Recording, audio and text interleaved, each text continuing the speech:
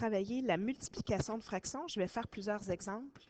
Donc, on va commencer avec un premier. On a 3 demi fois 1 et 2 tiers. Donc, je vais transformer mes nombres fractionnaires en fractions impropres. Donc, 3 et 1 demi, ça fait 7 demi. Multiplié par 1 et 2 tiers, qui fait 5 tiers. Je ne peux pas venir simplifier des numérateurs avec des dénominateurs, donc je vais tout simplement faire la méthode de multiplication de fractions. Donc, je multiplie les numérateurs ensemble. 7 fois 5, 35. Et 2 fois 3, 6. Ça me donne une fraction impropre que je dois retransformer en nombre fractionnaire, donc 5 et 5 sixièmes. C'est important à ce moment-ci de penser que lorsqu'on fait des multiplications de fractions, il n'est vraiment pas nécessaire de trouver un dénominateur commun.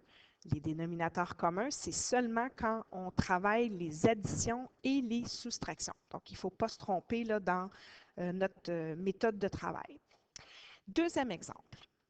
J'ai 15 sur 25 multiplié par 24 sur 18. Donc, cette fois-ci, j'ai des nombres que je peux venir réduire ou simplifier. Je dois prendre évidemment un nombre qui est au numérateur que je vais venir simplifier avec un nombre qui est au dénominateur. Et là, j'ai plein de possibilités.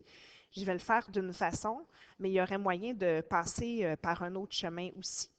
Donc, par exemple, le 15 et le 25 se divisent tous les deux par 5. Donc, je viens mettre mes petits divisés par 5.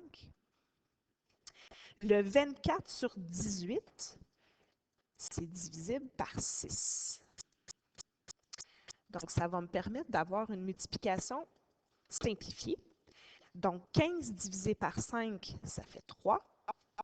25 divisé par 5, ça fait 5. 24 divisé par 6, ça fait 4. Et 18 divisé par 6, ça fait 3. Et là, je m'aperçois que je peux encore venir réduire les 3 parce qu'il y en a un qui est au numérateur, l'autre est au dénominateur. Donc, je vais venir diviser par 3, ce qui va encore simplifier mon calcul. Donc, je vais me retrouver avec 1 cinquième multiplié par 4 sur 1. Et là, je ne peux plus simplifier, donc je vais pouvoir multiplier les numérateurs ensemble et les dénominateurs ensemble. Ça va donner 4 cinquièmes.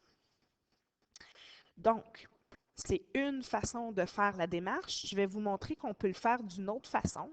Il y a plusieurs chemins possibles.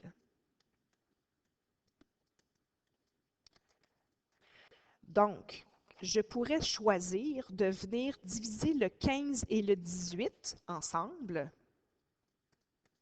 Donc, le 15, on se retrouve à diviser par 3. Le 18 par 3. Le 24 et le 25, je ne peux pas les réduire, donc ça va me permettre de réécrire mon calcul. Donc, 15 divisé par 3, ça fait 5 sur 25.